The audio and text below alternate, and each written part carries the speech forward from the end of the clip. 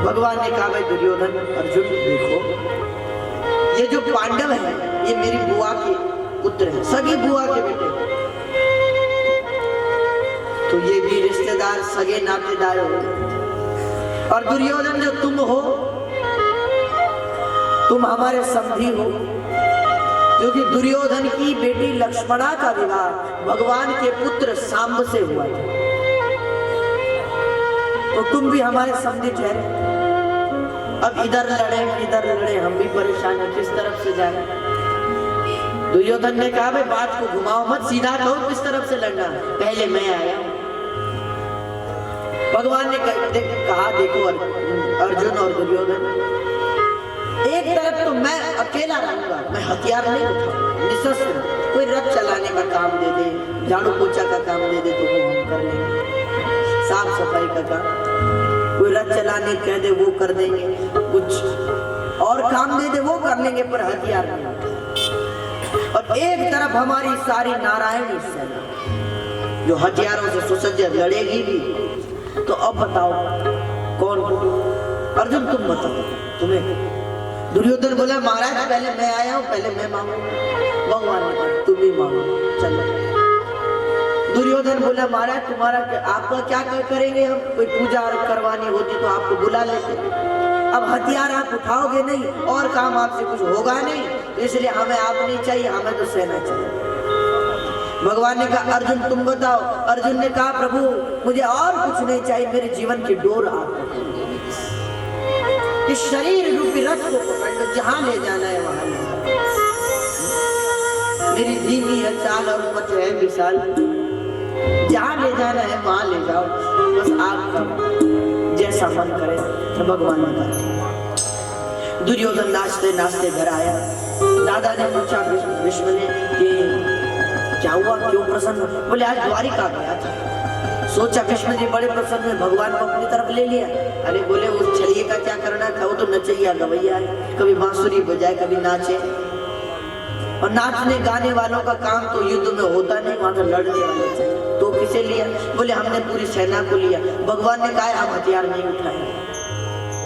विष्णु को बड़ा क्रोध आया, दुर्योधन अब तू जरूर हारेगा।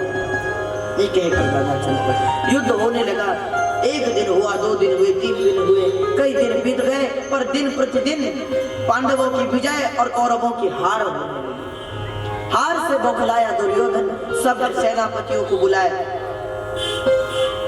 सबसे पूछा अरे हमारी तरफ ज्यादा सेना है फिर भी वो क्यों जीत रहे हैं? इतने बड़े भीष्म है, द्रोण है, कृपाचार्य है, बड़े बड़े आचार्य हैं, फिर भी हमारी हार हो गई। अस्वस्थ कर्ण विकर्ण, क्या बात हो गई? इतना संदेह,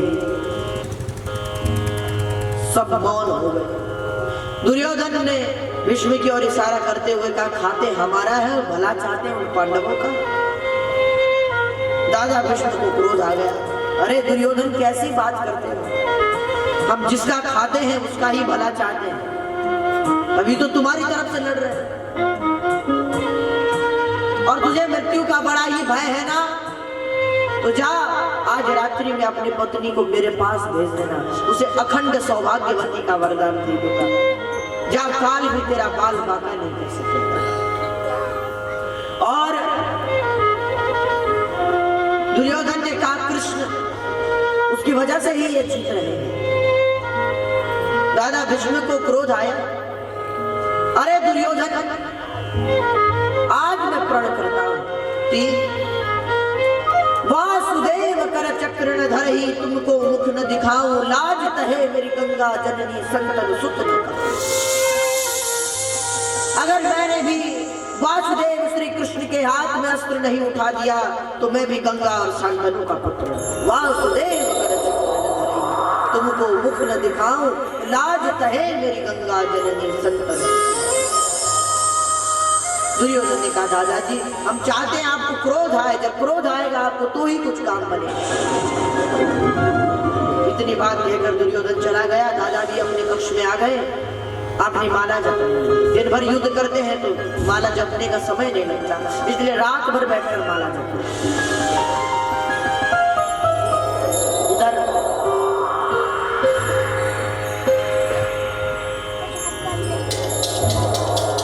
बड़ी विचित्र बात है, भगवान कृष्ण बड़े परेशान है। और व्यक्ति जब परेशान होता है तो सिर दर्द होता है। भगवान बड़े परेशान है। क्यों? बोले अगर आज दुर्योधन की पत्नी भानुमति को अगर दादा से आशीर्वाद अखंड सौभाग्यवती का मिल गया तो कौरव नहीं हारेंगे, बड़ी गड़बड़ हो जाए। इसलिए रात में एक मैली धोती पहनी, एक फटी हुई पगड़ी पहनी और द्रौपदी के पक्ष में द्रौपदी को जगाया, द्रौपदी उठो। द्रौपदी ने पूछा क्या बात है या इतनी रात गई यहाँ? भगवान ने कहा द्रौपदी बात मत कर, चल। द्रौपदी ने कहा कहाँ? भगवान ने कहा द्रौपदी बोल मत, जल्दी चल। द्रौपदी बेचारी चल पड़ी, हाथ में लालटेन ले ली भगवान ने। रास्ते पर भगवान समझाए कि तुम्हें जाना है, घूंघट डालकर जाना, दादा समझेंगे कि तू भानुमति है और भानुमति दुर्योधन की पत्नी समझकर तुझे अखंड सौभाग्यवती का वरदान दे दे। और वो वरदान तुझे मिल गया तो काल भी तुम्हारे पत्नियों का बाल बाका। इतना सुनते ही द्रौपदी बड़ी प्रसन्न हुई। और कोई पूछे कि ये कौन है तो अरे बोले कह देना नौकर साथ है। द्रौपदी ने कहा प्रभु कैसी बात कर दे नौकर आपको? भगवान ने कहा अभी तू चल तो सही। पहुंच गए। द्वारपालों ने कहा देवी द्रौपदी तो अंदर जा सकती है पर ये दूसरा कौन है? द्रौपदी ने कहा हमारे साथ आए। तुम्हें मतलब? तो उन्होंने कहा कि जब तक आप इनका परिचय देंगे नहीं तो ये अंदर नहीं जा सकते, आप तो जा सकते। तो द्रौपदी अंदर चल पड़ी। भगवान ने समझाया चुपचाप प्रणाम करना, आशीर्वाद लेना, चुपचाप बाहर आ जाना। द्रौपदी तो द्रौपदी अंदर गई, दादाजी को प्रणाम किया। दादा ने माला आंख से लगाकर नीचे रखी। द्रौपदी को समझाया भानुमति है तो आशीर्वाद दे दिया, अखंड सौभाग्यवती भव, मिल गया। अब द्रौपदी फूली न समाई, घूंघट हटाया। दादाजी कल 5 में से भी एक का बाल बाका नहीं होना चाहिए, देखो। दादाजी ने कहा द्रौपदी तुम यहाँ? मैंने तो भानुमति को बुलाया। इतना सुनते ही द्रौपदी ने कहा क्यों दादाजी, मैं आपके आशीर्वाद की अधिकारी नहीं। दादा ने कहा चलो जिसे मिलना था उसे ही आशीर्वाद। अब दुर्योधन को दे नहीं सकते उसकी पत्नी, अब वो तो गया। कुछ देर बाद दादा को लगा कि इसे आशीर्वाद लेने आना होता तो सुबह आती ना। इतनी रात में कहीं दाल में कुछ काला तो नहीं, कन्हैया का प्रभाव तो नहीं है? द्रौपदी से पूछा द्रौपदी अकेली आई हो या कोई साथ है? भाई भी बेचारी द्रौपदी, वैसे तो दादाजी अकेली हूँ, वैसे कोई साथ है पर वैसे अकेली। अरे द्रौपदी क्या कहती हो, कौन साथ है? ये तो ना कह सकती कि नौकर साथ आया है, कह दिया कि गोपाल भैया साथ। कौन है ये गोपाल भैया? बोले हमारे गौशाला का भार समाज में कार्यभार है उनके। मेरे बहुत अच्छे भैया हैं, मैं जब भी उन्हें कहती हूँ मेरे साथ चल देते हैं। आज भी मैंने कहा तो तैयार है। दादा ने कहा तो जरा हमें भी मिलाओ अपने गोपाल भैया से। द्रौपदी ने कहा महाराज आप इतने बड़े आदमी, कहाँ वो कहाँ आप, क्या मिलकर करोगे उनसे? दादाजी ने कहा नहीं आज तो उनसे मिलके नहीं। 12 आवाज लगाई कौन है गोपाल भैया? कन्हैया तुरंत मारा है।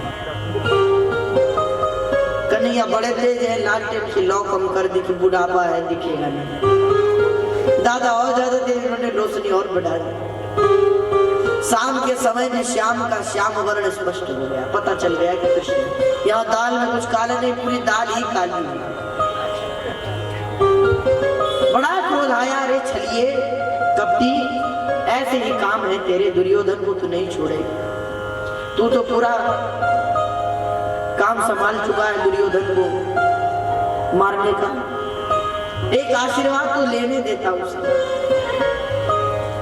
भगवान ने द्रौपदी का हाथ पकड़ा, भागे भगवान वहां से। दादा भीष्म बोले यहाँ से तो भाग जाओगे, कल रणभूमि से कहाँ भागोगे? कल नहीं तुमसे भागो।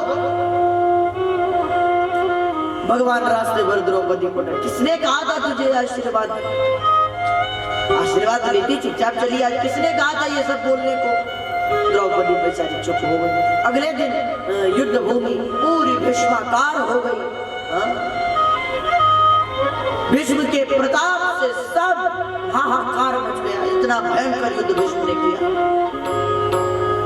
जब कोई भीष्म को ना रोक सका, तब भीष्म को रोकने के लिए स्वयं अर्जुन चले। आज अर्जुन के रोए रोए में बाण अर्जुन को घायल कर दिया। मारने को उद्यत हुए अर्जुन को, तब भगवान से देखा ना। भगवान रथ से कूदे, एक टूटे हुए रथ का पहिया हाथ में आ गया और भगवान उस पहिए को लेकर ही भीष्म को मारने के लिए दौड़े। धरती कांप उठी, कांपने लगी। प्रभु आप तो सत्य प्रथम सत्य परम त्रिसत्यम सत्यस्य योनिं निहतं च सत्ये सत्यस्य सत्यम मृत सत्य नेत्रम सत्यात्मकं त्वां शरणं प्रपन्ना। आप तो सत्य हैं, आप झूठ कैसे बोल सकते हैं? आपने कहा था मैं हथियार नहीं उठाऊंगा, आपने हथियार क्यों उठाया? तब भगवान का उत्तरीय गिरा, गतः उत्तरीय, धरती पर गिरा। उत्तरीय ने धरती को समझाया है, धरती अपना मान टले टल जाए पर भक्त का मान न टूटे। भीष्म के दो मान को बचाने के लिए, दो प्रतिज्ञाओं को बचाने के लिए भगवान अपनी प्रतिज्ञा तोड़े। एक तो ये कि भीष्म ने कहा है कि वासुदेव कर चक्र न धरे, तुमको मुख न दिखाओ। कृष्ण के हाथ में हथियार उठा दूंगा।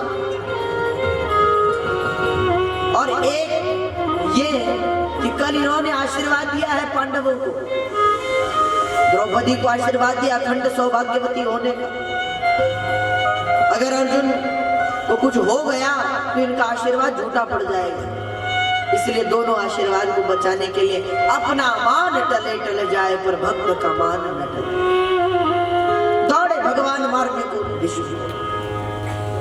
अस्त्र शस्त्र रख दिए। भीष्म ने हाथ जोड़कर खड़े हो गए। प्रभु से कहा प्रभु मार दो, आपके हाथ से मरूंगा तो मृत्यु ही क्या। भगवान ने रुक गए।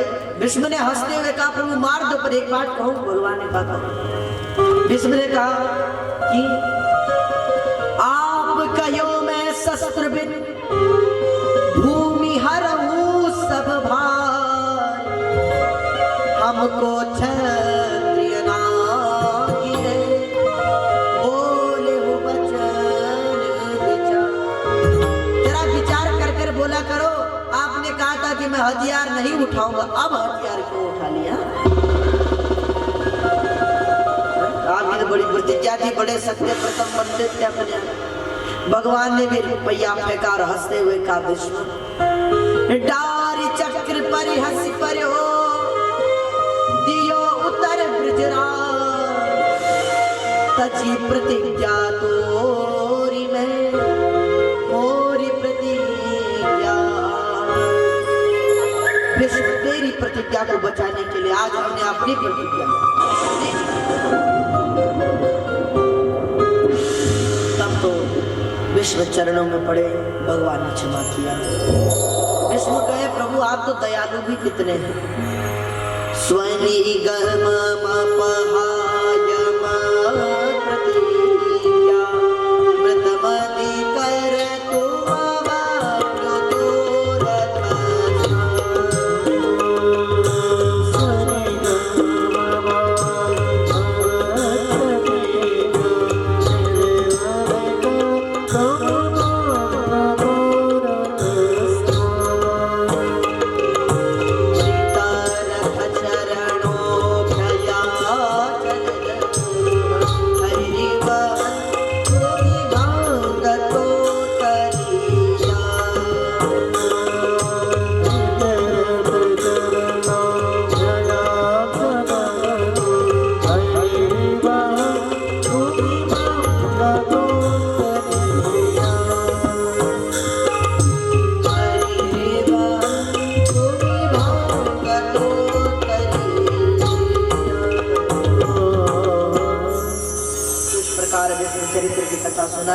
भीष्म जी महाराज ने ये कहते हुए अपने प्राणों का परित्याग कर दिया। भीष्म के शरीर से एक ज्योति प्रकट हुई जो जाकर भगवान के चरण कमलों में विलीन हो गई। ऐसी कथा आई। तो जोर से जयकारा लगाएंगे, बोले भीष्म जी महाराज की, कृष्णचंद्र भगवान की जय।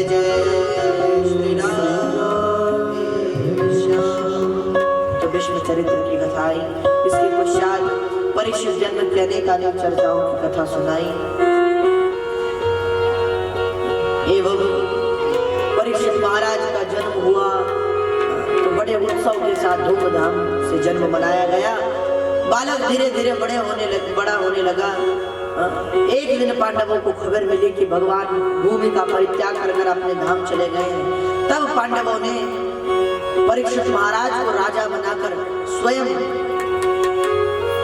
स्वर्गारोहण की ओर चल पड़े। परीक्षित महाराज राज्य करने लगे, दिव्य राज्य करते हैं परीक्षित। एक दिन भ्रमण करते हुए इनकी नजर पड़ी कि एक पुरुष गाय और बैल को मारा। बैल को मार मार कर उसने 3 पैर तोड़ दिए हैं। वो बैल एक चरण पर खड़ा है। दया आ गई परीक्षित को, बड़े दयालु स्वभाव के हैं। क्रोध हुआ, उस राजा से पूछा कौन हो तुम जो मेरे राज्य में गाय बैल को पीड़ित कर रहे हो? उसने बताया महाराज मैं कलयुग हूँ। गाय बैल ने कहा महाराज, बैल ने कहा मैं धर्म हूँ, गाय ने कहा मैं पृथ्वी हूँ। राजा ने कहा तेरे आते ही धर्म की ये स्थिति हो गई, निकल जा तू मेरे राज्य से, नहीं तो मैं तुझे अभी मार डालूं। कलयुग ने कहा महाराज मुझे मत मारिए, पहले मेरे बड़े भाई सतयुग ने राज किया, फिर त्रेता ने, फिर द्वापर ने, अब मेरी बारी है, मैं राज करूंगा। परीक्षित ने कहा जीवित बचना है तो यहाँ से निकल जाओ। कलयुग ने कहा महाराज आप ही मुझे कोई स्थान दे दीजिए, मैं वहीं रहूंगा, आप बताओ कहाँ रहूं। राजा परीक्षित ने कलयुग को 4 स्थान दिए। अभ्यर्थितस्तदा तस्मै स्थानानि कलये ददौ द्यूतम पानम स्त्रीह सोना यत्र नमश्चक्रुर्वेद। जहां लोग जुआ खेलते हो, जहां के लोग शराब पीते हो, जहां वैश्यालय हो और जहां झगड़ा होता हो, ऐसे 4 स्थानों में तुम रहो। कलयुग ने कहा महाराज एक स्थान और चाहिए। तो राजा ने हंसते हुए कहा रजो वैरम च पंचमम, 5वां स्थान स्वर्ण में दे दिया, सोना। सोने पहनते हैं ना गहने। जो धन अनीति की कमाई का होता है उसमें कलयुग का वास है।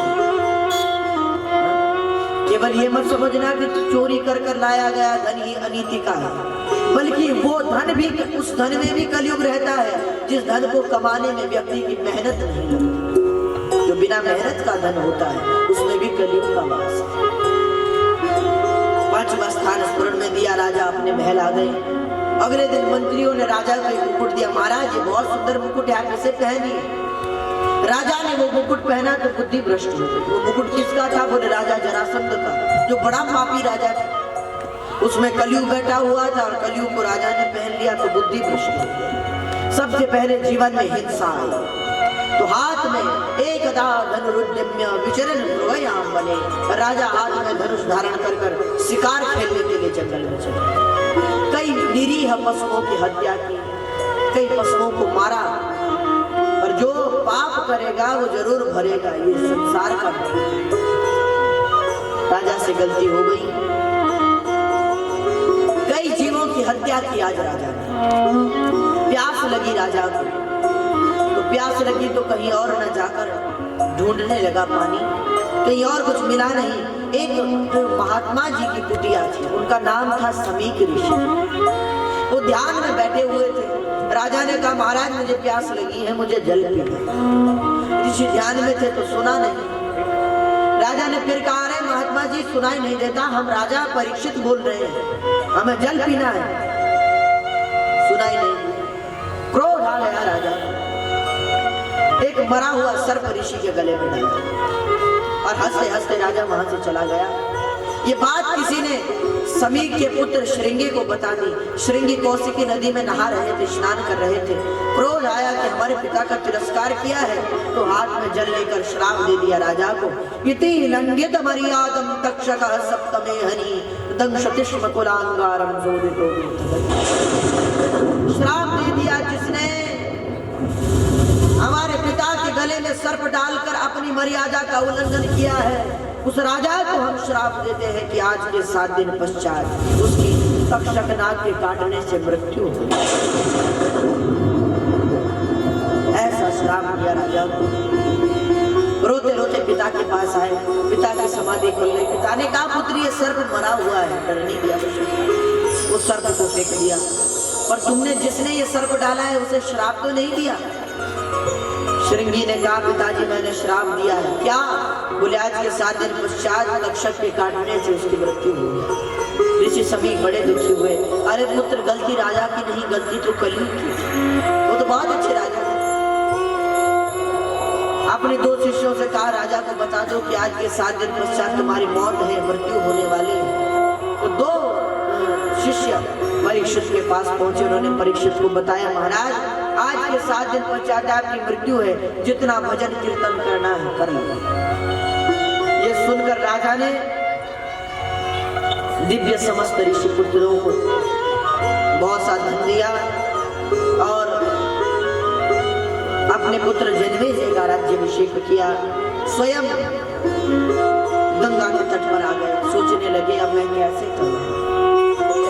फिर जपी थे, उन्होंने कहा जप करो। जो तपी थे उन्होंने कहा तप करो। जो सिद्ध थे उन्होंने कहा सिद्धि करो। अनेक प्रकार की बातें बताने लगे, पर राजा को कोई भी बात नहीं भाई। राजा ने कहा कि भाई ये कोई बात नहीं जची। इतने में सुखदेव जी आ गए। शुकाचार्य दिव्य वेश है सुखदेव। निगूढ़ पृथुतुंग वक्षस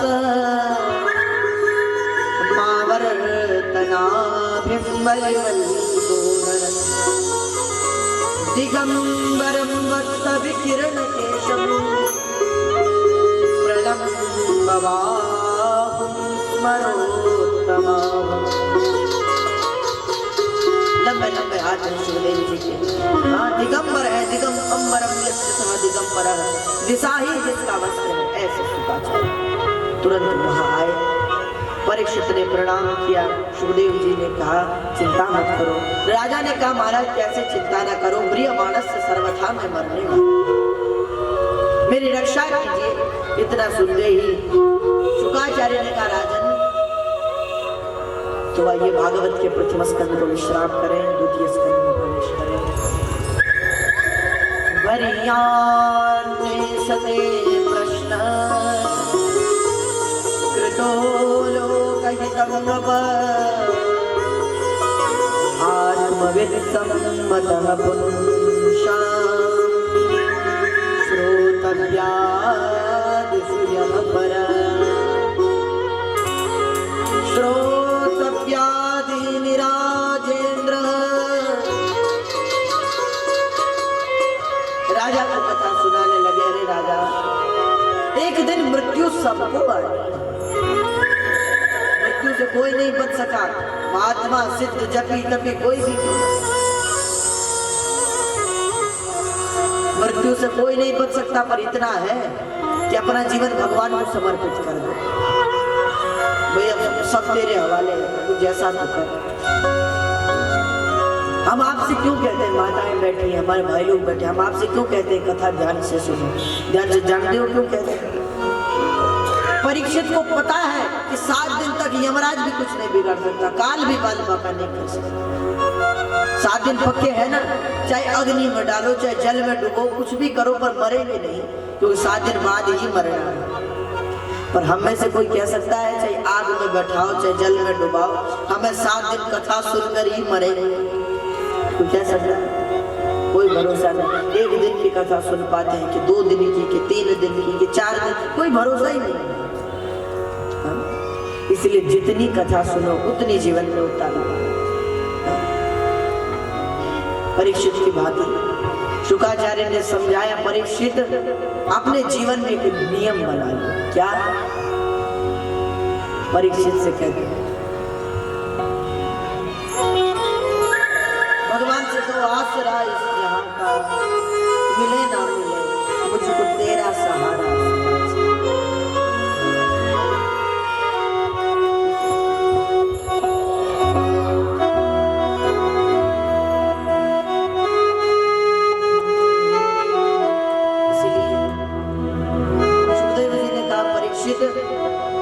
अपना जीवन भगवान के हवाले कर दो, जैसा तो भाई उच्च भाव के साथ आसरा इस जहां का, मिले ना मिले